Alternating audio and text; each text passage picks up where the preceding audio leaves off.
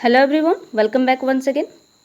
आपको पता है कि बिहार जीविका भर्ती 2025 की ये ब्लॉक प्रोजेक्ट मैनेजर की जो क्लास आपकी हुई है उसी का वीकली मॉक टेस्ट है। ठीक है, मंडे टू फ्राइडे आपकी क्लास होती है, और शाम को उसका एमसीक्यूज प्रैक्टिस सेट भी मिलता है। ठीक है, और 2 दिन सैटरडे संडे, मैंने बोला था कि सैटरडे प्लस संडे आपकी जो होगी वीकली मॉक टेस्ट होगी। कल सैटरडे था, आपकी मॉक टेस्ट कल एक आ चुकी है, आज ये दूसरी है। हालांकि थोड़ा सा लेट हो गया है, ठीक है, बट कोई बात नहीं है, चूँकि आज संडे था तो मुझे भी थोड़ा सा टाइम चाहिए था। ठीक है, तो चलिए स्टार्ट करते हैं। पहला प्रश्न है कि ग्रामीण समाज में अछूत या दलित के रूप में संदर्भित जाति समूह को अब भारत के संविधान में किस नाम से जाना जाता है। ये 4 ऑप्शन दिए गए हैं आपके पास, उसमें से एक कोई राइट जवाब होगा। यहाँ पे मैं बता दूँ आपको, क्वेश्चंस जब भी आप कोई प्रश्न सॉल्व करें, जो भी एमसीक्यूज आप करते हैं, चाहे यहाँ पे प्रैक्टिस सेट में करिए या कोई मॉक टेस्ट कीजिए या टेस्ट सीरीज कीजिएगा या डायरेक्ट एग्ज़ाम में जब आप जाइएगा, तो एक बात ध्यान रखनी है कि जहाँ पे आपको 4 ऑप्शन मिलते हैं, ठीक है, 3 या तो गलत होंगे या एक सही होगा, या 3 जैसे एक ही ऑप्शन सही होता है इसमें, ठीक है, इसमें एक ऑप्शन सही होगा, तो 3 क्या होते हैं कि अलग डायरेक्शन में जाते हैं और एक अलग डायरेक्शन में जाता है। मान लीजिए ये 3 ऑप्शन क्या हो गए, इस डायरेक्शन में गए, और एक क्या हो गया, दूसरी डायरेक्शन में गए। तो वो डायरेक्शन हमें समझना होता है, वो इंडिकेटर होता है कि आपका राइट जवाब कौन सा होता है। ठीक है, तो ये बात आप ध्यान रखना है कि 3 उसमें वो डायरेक्टली दिखाता भी है क्वेश्चन की कौन सा ऑप्शन, 3 सिमिलर ऑप्शन मिलेंगे, एक उससे अपोजिट मिलेगा। ठीक है, तो अब उसके अनुसार आपको फाइंड आउट करना है कि कौन सा उसका राइट जवाब होगा। आपको अगर दे दिए कि कौन सा सही है तो एक उसमें राइट होगा, 3 रॉन्ग होंगे। वहीं कह दे कि कौन सा गलत है तो 3 राइट होंगे, एक रॉन्ग होगा। ठीक है, तो वही चीज़ें ध्यान रखनी है। ठीक है, तो चलिए अब स्टार्ट कर देते हैं इसको। अब पहला कह रहा है कि ग्रामीण भारत में, जो ग्रामीण समाज में अछूत या दलित के रूप में संदर्भित जाति समूह को अब भारत के संविधान में किस नाम से जाना जाता है। तो पहला कह रहा है पिछड़ा वर्ग है, अन्य पिछड़ा वर्ग है, अनुसूचित जाति है या सामान्य वर्ग है। तो आपको पता है जो दलित या अछूत जो जाति आती हैं वो अनुसूचित जाति में यानी एससी वर्ग में आती हैं। ठीक है, तो इसका राइट जवाब एससी वर्ग होगा, या ए बी सी करके तीसरा लीजिए या सी लीजिए। ठीक है, अनुसूचित जाति भारत के संविधान में अछूत के रूप में ऐतिहासिक रूप से संदर्भित समुदायों को अनुसूचित जाति के रूप में नामित किया गया है। ठीक है, अगला प्रश्न कह रहा है कि ग्रामीण क्षेत्रों में संयुक्त परिवार प्रणाली के विघटन का एक प्रमुख कारण क्या है। ज्वाइंट फैमिली के विघटन का एक मेन रीजन पूछ रहा है। इसमें से एक रीजन होगा, 3 गलत होंगे, एक सही होगा। ठीक है, तो इसमें आप फाइंड आउट करिए कि कौन सा इसका राइट जवाब होगा। पहला कह रहा है कि ग्रामीण शिक्षा का अभाव, दूसरा कह रहा है कि औद्योगिकरण और शहरीकरण, तीसरा कह रहा है कि सामुदायिक भावना में वृद्धि, या चौथा कह रहा है कि कृषि अर्थव्यवस्था का सुदृढ़ होना। तो आपको पता है जो संयुक्त प्रणाली का, जो ज्वाइंट फैमिली के विघटन का एक मेन रीजन जो है औद्योगिकरण और शहरीकरण है। ठीक है, इंडस्ट्रियलाइजेशन एंड जो शहरीकरण है, सिटीजनशिप जो होता है या सिटीज़ जो हैं वो इसका मेन कारण होती है संयुक्त परिवार के या ज्वाइंट फैमिली की। क्योंकि शहरों में आप देखेंगे तो वहाँ पे रहना, खाना वगैरह, पीना या जो भी वहाँ पे चीज़ें होती हैं महंगी होती हैं। ठीक है, और वहाँ पे आपको पास, आप जाते हैं वहाँ पे रेंट हायर करते हैं, घर वगैरह लेते हैं, उस पर किराया देते हैं, और जो भी चीज़ें होती हैं आपको ख़रीद के खाना होता है। तो वहाँ पे रहना क्या होता है कि मुश्किल होता है। ठीक है, तो जो सिंगल फैमिलीज होंगी या छोटी फैमिली वहाँ पे सर्वाइव कर सकती है, ना कि जॉइंट फैमिली। तो यही एक मेन कारण है, औद्योगिकरण और शहरीकरण, जिसके कारण क्या होता है संयुक्त परिवार जो प्रणाली है उसका विघटन हो रहा है। ठीक है, औद्योगिकरण और शहरीकरण के कारण ग्रामीण लोग हैं रोजगार के लिए शहरों की ओर पलायन करते हैं, जिससे संयुक्त प्रणाली का विघटन होता है। अगला प्रश्न कह रहा है कि ग्रामीण गरीबी को मापने के लिए उपभोग व्यय के अलावा किस गैर आर्थिक संकेतक का उपयोग किया जा सकता है। पहला है पड़ोसियों की संख्या, दूसरा है राजनीतिक संबंध, तीसरा है स्वच्छ पानी और शौचालय तक पहुंच, और चौथा है परिवार में वाहनों की संख्या। तो अभी यहाँ पे ध्यान रखना है कि उपभोग व्यय के अलावा, जो व्यक्ति उपभोग करता है या व्यय करता है, उसके अलावा गैर आर्थिक संकेतक। ठीक है, गैर आर्थिक संकेतक नहीं है, गैर आर्थिक संकेतक की बात कर रहा है, जिसका उपयोग किया जा सकता है। तो जो गैर आर्थिक संकटक होगा वो स्वच्छ पानी और शौचालय तक पहुंच इसका राइट जवाब होगा। ठीक है, स्वच्छ पानी और शौचालय तक पहुंच। स्वच्छ पानी और शौचालय जैसी बुनियादी सेवाओं तक पहुंच बहुआयामी गरीबी के महत्वपूर्ण संकेतकों में से एक है। ठीक है, हमने बहुआयामी गरीबी सूचकांक को देखा हुआ है, उसमें कौन कौन से संकेतक हैं ये भी हमने अच्छे से कवर किया है। अगला प्रश्न कह रहा है कि गरीबी रेखा के निर्धारण के लिए कैलोरी उपभोग के तरीके का उपयोग करने का क्या उद्देश्य है। यानी जो कैलोरी उपयोग है, आपने देखा था कि शहरों के लोगों के लिए अलग कैलोरी निर्धारित की गई है, ग्रामीण क्षेत्रों के लिए अलग कैलोरी निर्धारित की गई है। तो उसी का कह रहा है कि इस तरीके का क्या उद्देश्य है। तो पहला ऑप्शन है कि सामाजिक स्थिति को मापने का एक तरीका है। दूसरा है यह गरीबी को सबसे व्यापक रूप से मापता है। तीसरा है यह ग्रामीण आबादी की न्यूनतम पोषण आवश्यकताओं को पूरा करने के लिए आवश्यक व्यय को निर्धारित करता है। और चौथा ऑप्शन कह रहा है कि यह ग्रामीण और शहरी गरीबी के बीच अंतर को संदर्भित करता है, यह अंतर बताता है। तो जो कैलोरी उपभोग का तरीका का जो उपयोग करने का एक मेन उद्देश्य था वो था ऑप्शन नंबर तीसरा होगा, यह ग्रामीण आबादी की जो न्यूनतम पोषक की आवश्यकताओं को पूरा करने के लिए आवश्यक व्यय को निर्धारित करता है। ठीक है, तो ऑप्शन नंबर जो तीसरा है इसका राइट जवाब है। कैलोरी उपभोग का उपयोग यह सुनिश्चित करने के लिए किया जाता है कि गरीबी रेखा से नीचे से ऊपर के लोगों या बुनियादी जो पोषक संबंधित आवश्यकताओं को पूरा किया जा सके। ठीक है, अगला प्रश्न कह रहा है कि पंचायती राज संस्थाओं में स्थानीय स्वशासन की अवधारणा का क्या अर्थ है। आपको पता है जो पंचायती राज में ये मेन टर्म होता है स्थानीय स्वशासन। इसका कह रहा है कि इस अवधारणा का क्या अर्थ है, इसका मीनिंग क्या है। तो पहला है कि स्थानीय समुदाय की भागीदारी के बिना केंद्र सरकार द्वारा शासन। दूसरा है स्थानीय लोगों द्वारा चुने गए प्रतिनिधियों के माध्यम से उनके मामले का प्रबंधन करना। तीसरा है स्थानीय लोगों पर राज्यपाल द्वारा शासन। और चौथा है केवल ग्रामीण क्षेत्रों में कानून और व्यवस्था बनाए रखना। तो आपको पता है जो स्थानीय शासन की जो स्वशासन की अवधारणा है उसका क्या अर्थ है, स्थानीय लोगों द्वारा चुने गए प्रतिनिधियों के माध्यम से उनके अपने मामले का प्रबंधन करना है। यानी वो लोग, जैसे आप अपने पंचायत में एक व्यक्ति को चुनते हैं और आपकी जो भी समस्याएं होती हैं आपके गांव की या आपके जो पंचायत की, उसका वो हल करने का प्रयास करते हैं। ठीक है, कह रहे कि स्थानीय स्वशासन का सार स्थानीय लोगों को निर्णय लेने की प्रक्रिया में सशक्त बनाना है जिससे वे अपने समुदाय का प्रबंधन कर सकें। अगला प्रश्न है कि भारतीय ग्रामीण अर्थव्यवस्था में कृषि के अलावा अनौपचारिक क्षेत्र में कौन सी आर्थिक गतिविधियां शामिल होती हैं। तो आपको पता है कि कृषि एक आर्थिक जो अनौपचारिक क्षेत्र है, तो इसमें और कौन कौन सी सेवाएं सम्मिलित की जाती हैं। तो सरकारी कर्मचारियों के लिए बैंकिंग सेवाएं हैं, या ग्रामीण क्षेत्रों में बड़े कारखाने का संचालन है, या कुटीर उद्योग और ग्रामीण कारीगरों का काम है, या सूचना प्रौद्योगिकी की सेवाएं प्रदान करना है। तो यहाँ पे ध्यान रखना है कि कह रहा है कि अनौपचारिक क्षेत्र में कौन कौन से सम्मिलित होंगे। ठीक है, तो यहाँ पे पहला जो सरकारी कर्मचारियों के लिए बैंकिंग सेवाएं, ये औपचारिक क्षेत्र में आता है। ठीक है, और ग्रामीण क्षेत्रों में बड़े बड़े कारखाने का संचालन, कुटीर उद्योग और ग्रामीण कारीगरों का काम और सूचना प्रौद्योगिकी सेवाएं, तो ये भी है। अब यहाँ पे दो ऑप्शन है, इसमें से एक आपका राइट जवाब होगा। यहाँ पे अनौपचारिक फील्ड की बात करें तो कुटीर उद्योग और ग्रामीण जो कारीगरों का काम होगा, ऑप्शन नंबर जो तीसरा होगा इसका राइट जवाब होगा।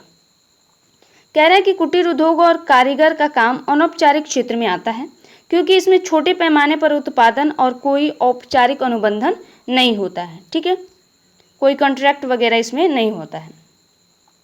अगला प्रश्न कह रहा है कि 73वें संवैधानिक संशोधन अधिनियम के तहत पंचायतों में अनुसूचित जाति यानी SC और अनुसूचित जनजाति STs के लिए सीटों के आरक्षण किस आधार पर किया जाता है, यानी उनके आरक्षण का आधार क्या है।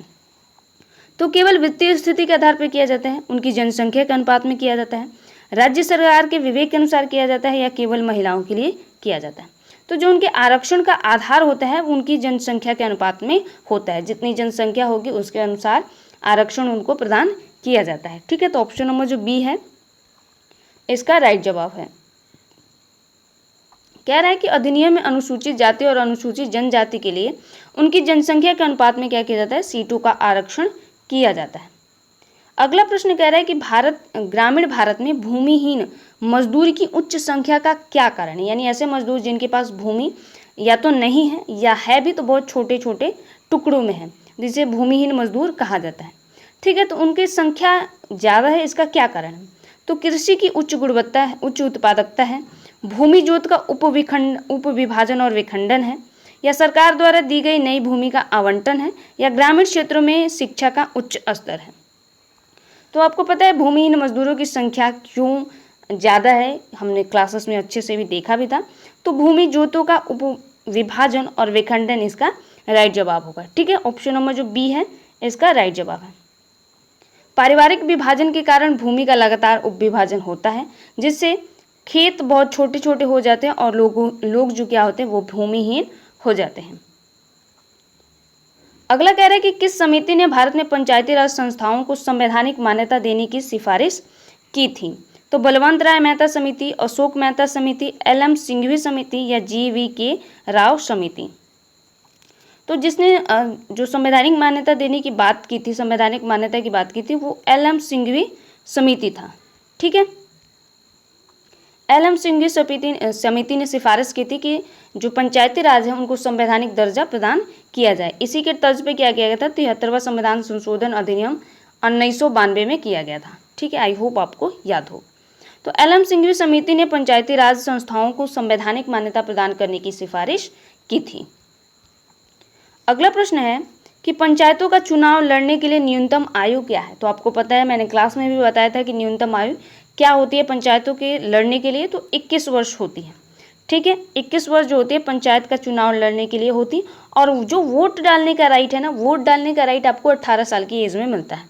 ठीक है, आप जब ये 18 के होंगे तो आपको वोटिंग राइट मिल जाता है, लेकिन पंचायत का चुनाव लड़ने के लिए आपकी आयु 21 वर्ष होनी चाहिए। 73वें संविधान संशोधन अधिनियम के अनुसार पंचायतों का चुनाव लड़ने के लिए न्यूनतम आयु 21 वर्ष निर्धारित की गई है। अगला प्रश्न कह रहा है कि ग्रामीण भारत में सफेद पोस्ट यानी व्हाइट कॉलर नौकरियां आमतौर पर किस क्षेत्र से संबंधित हैं? यहाँ पे 4 क्षेत्र दिए गए हैं, आपको बताना है कि व्हाइट कॉलर जो नौकरियां होती हैं वो किस क्षेत्र से संबंधित है। तो कृषि से संबंधित है, प्रशासन और शिक्षा से संबंधित है, निर्माण से संबंधित है, या मत्स्य पालन से संबंधित है। तो आपको पता है कि जो सफ़ेद पोस्ट या व्हाइट कॉलर जो नौकरियां होती हैं उन्हें प्रशासन और शिक्षा से संबंधित माना जाता है। ठीक है, तो ऑप्शन नंबर जो बी होगा इसका राइट जवाब होगा।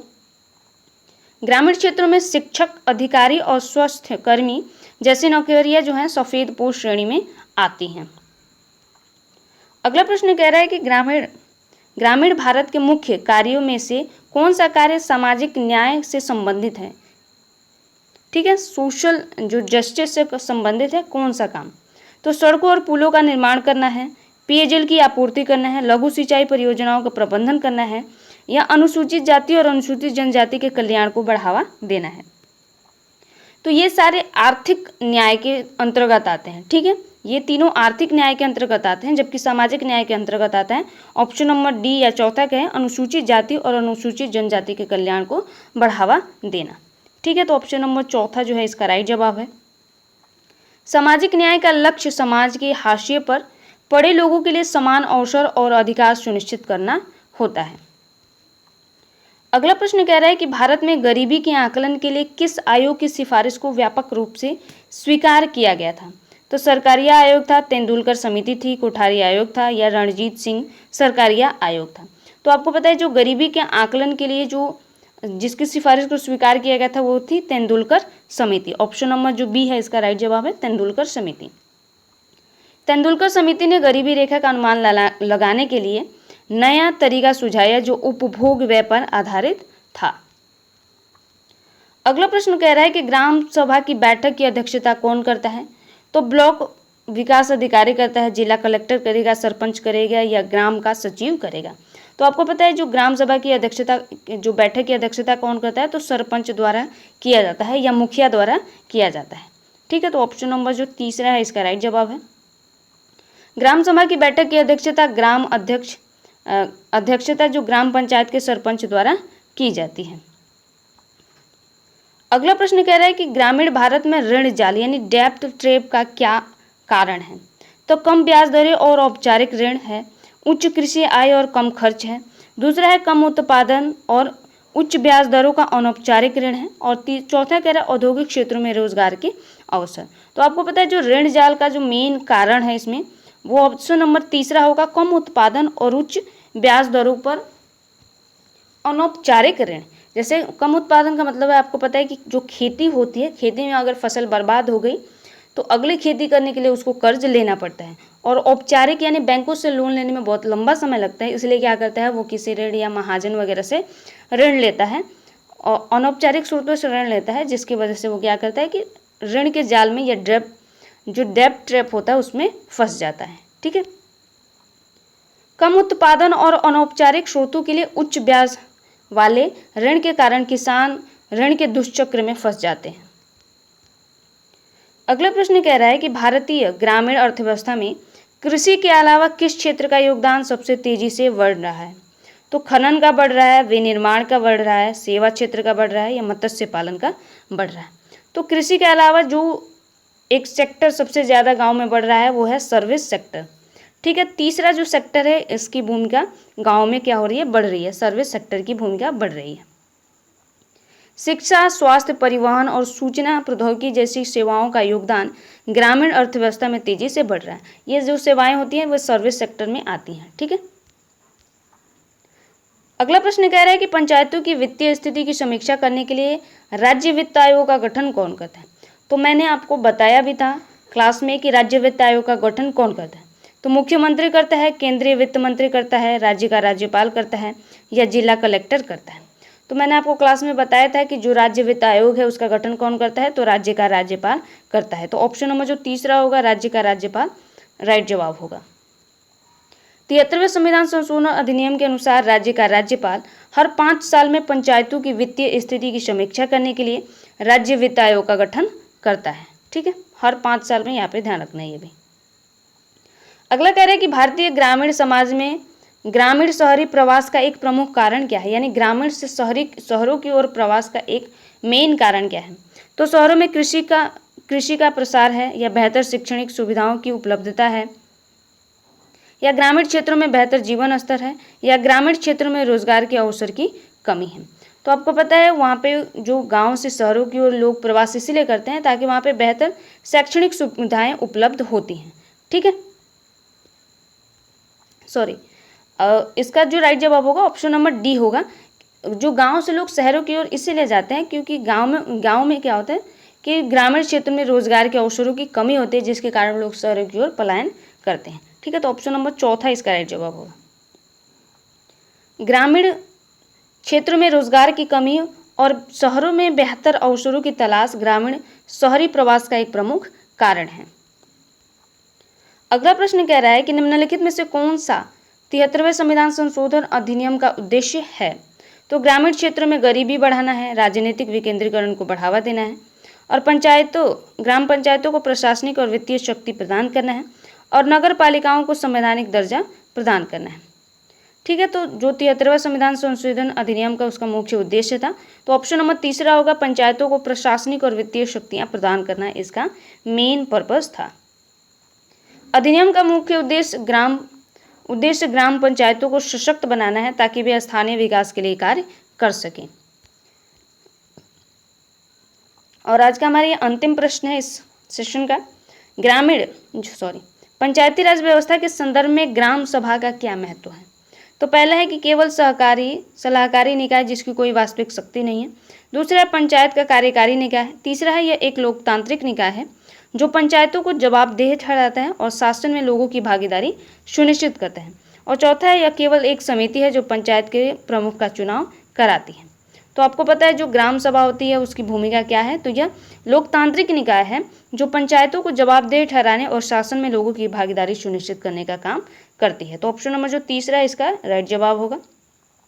ग्राम सभा एक ऐसी इकाई है जो गाँव के सभी वयस्क मतदाताओं को शामिल करती है। 18+ जो वोटिंग राइट जिनके पास है वो आते हैं। ठीक है। ग्राम सभा में कराती है और पंचायत के कामकाज में पारदर्शिता और जवाबदेहिता सुनिश्चित करती है। तो ये आपके 20 प्रश्न खत्म हो चुके हैं।